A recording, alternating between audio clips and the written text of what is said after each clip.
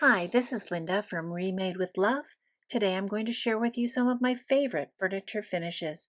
As always, I'll list what I use in case you'd like to achieve the same vintage looks with your furniture finishes. You'll need Venetian plaster, milk paint, wood stain, better with age, cerusing wax like a liming wax, and mind your own beeswax, a soft mix of beeswax and carnauba wax. Anytime I'm going to paint or create a finish on a piece of rescued furniture, I always start by thoroughly cleaning the piece. Even if it's raw wood, there may be dirt or surfactants that will stop a new finish from sticking and ruin your efforts. So clean with a degreaser like clean slate and let dry completely. I'm using a 3/4 inch unfinished oak plank left over from cutting stair treads. It sat around with other scraps of wood and was pretty dirty. Mix your Venetian plaster. This is all natural and in a powdered form, so its shelf life lasts until it's mixed with water. In a small container, measure 3 parts of plaster to 1 part of milk paint. By mixing these in dry form, you're going to be able to see the color that your base layer of plaster will be when it dries. Here I'm mixing Scandinavian gray with Loire Earth milk paint, about a 1 part Scandinavian gray to 3 part Loire Earth to deepen the tone. I'll then mix it in with the Venetian plaster.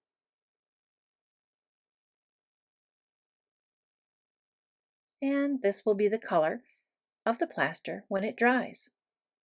Venetian plaster has been used for centuries on furniture and walls and was prized because of the vibrant colors available and smooth butter-like surface when dry, but mostly because it's impervious to water. Really, this stuff has been used on shower walls. Now, you can use a paintbrush to paint on Venetian plaster, but you'd be missing the transformation that happens to it when using a trowel. First, Venetian plaster can be used in a number of thicknesses depending on what you're doing with it, so learn to use a trowel and practice on various surfaces. Second, because this Venetian plaster with milk paint mixture only consists of lime, marble dust, mined pigments, and casein, your trowel would not only create a smooth finish, but will, when burnished, create a smooth, hardened, and glass-like sheen.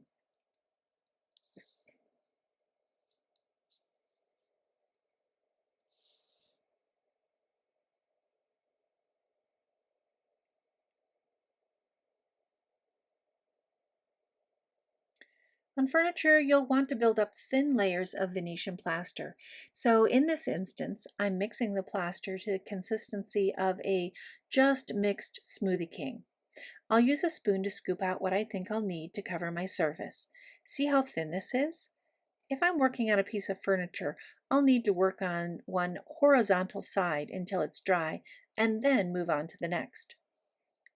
Use a metal trowel to spread the Venetian plaster and milk paint mixture edge to edge.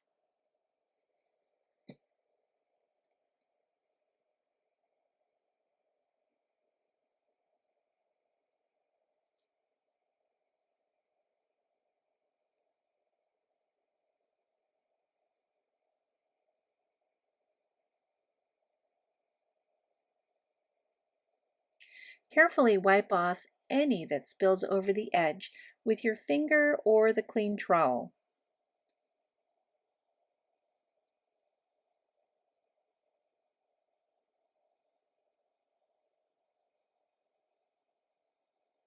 Let this first layer dry.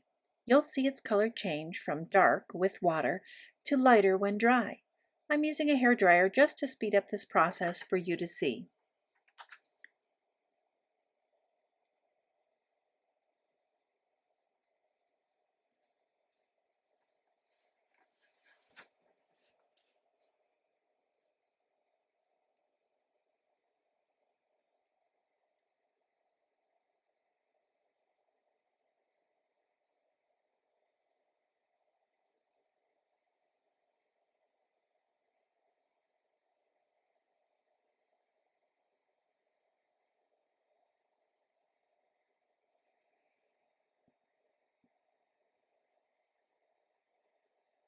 When it's time for the second coat, thoroughly stir your mixture again, as all natural ingredients do not have chemicals to suspend the pigments or ingredients and bind them together.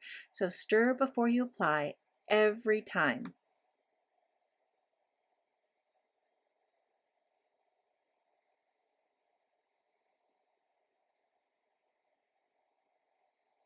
Spread another thin layer evenly and let dry.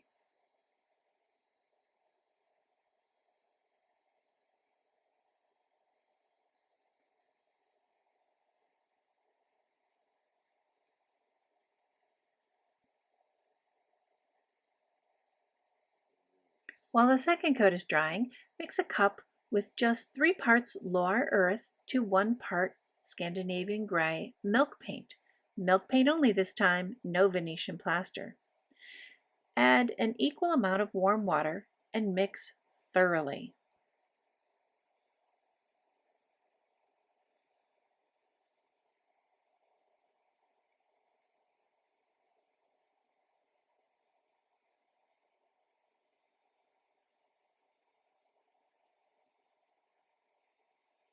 This consistency will be more runny than the Venetian plaster and milk paint mixture.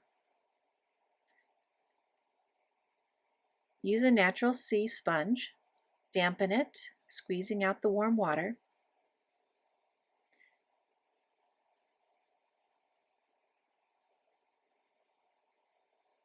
And then dip it into the milk paint. Squeeze out most of the paint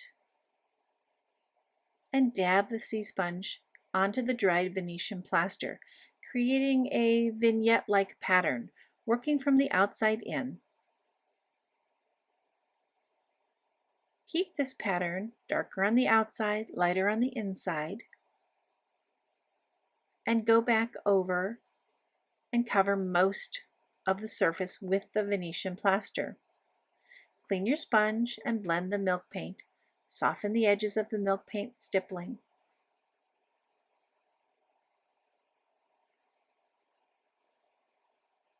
And notice a little goes a long way. This is going to create the effect of hands over time having touched your piece of furniture around the edges rather than in the middle, and create that natural aged look.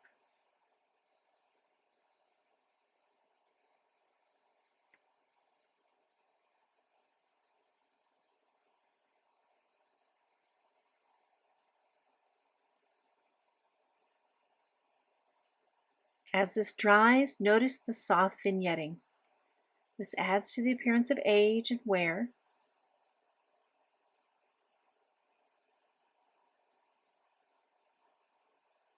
And I stopped just short of completely drying the piece. It's important that you still have some water left in and it's not completely dry, because now you're going to take your trowel and you're going to build a sheen and get that marble dust reacting to your trowel. So before it's completely dry, take your trowel, work quickly, hold your trowel at a 45-degree angle, and burnish the surface. Move your hand and wrist in short bursts of movement, pressing and flicking the trowel over and over across the piece. This will hit some pigments and deepen its color, create striae, and create appearance of aging, as well as adding a hardened sheen from the marble dust. It's beautiful.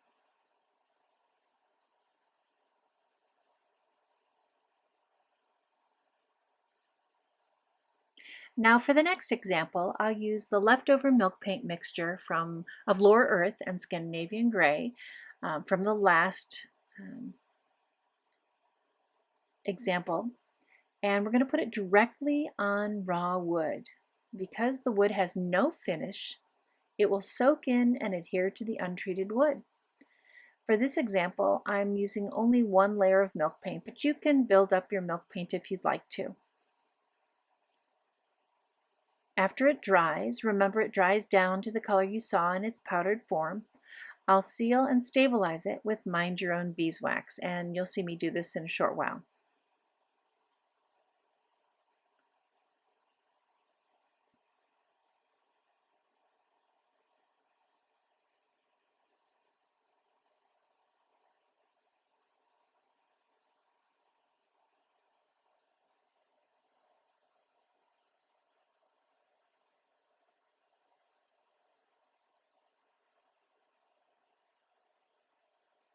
Now, let's create an aged and weathered look on our raw wood using a walnut gel stain applied directly with a soft cloth.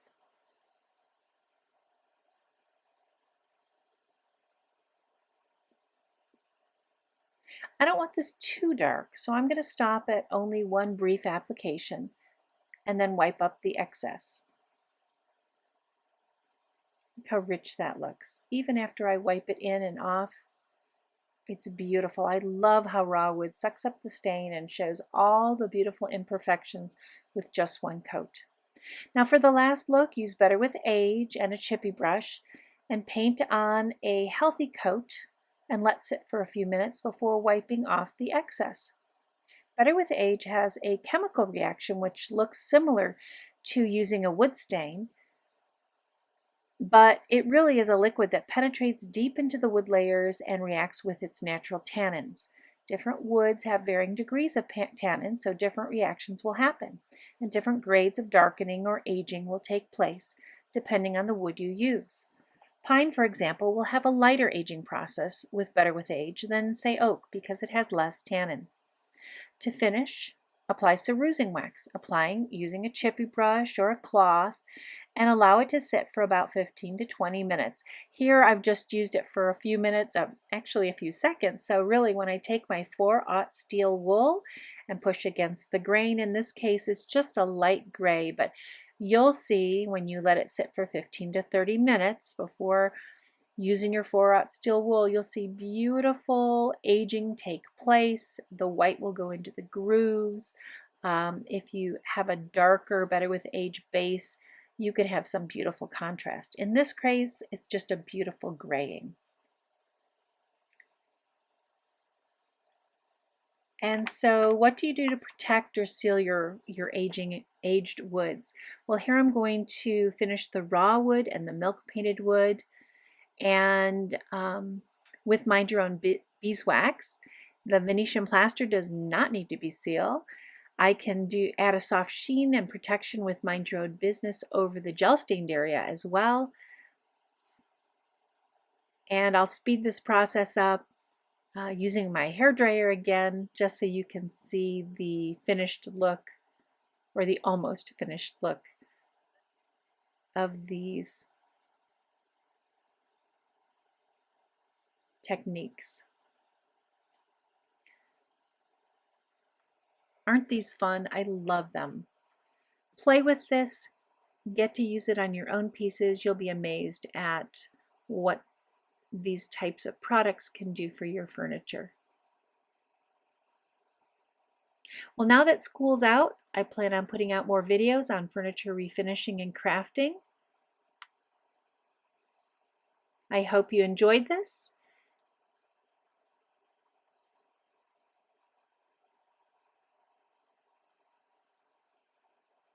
Thanks for watching, and please subscribe to Remade with Love on Facebook and YouTube. Bye-bye.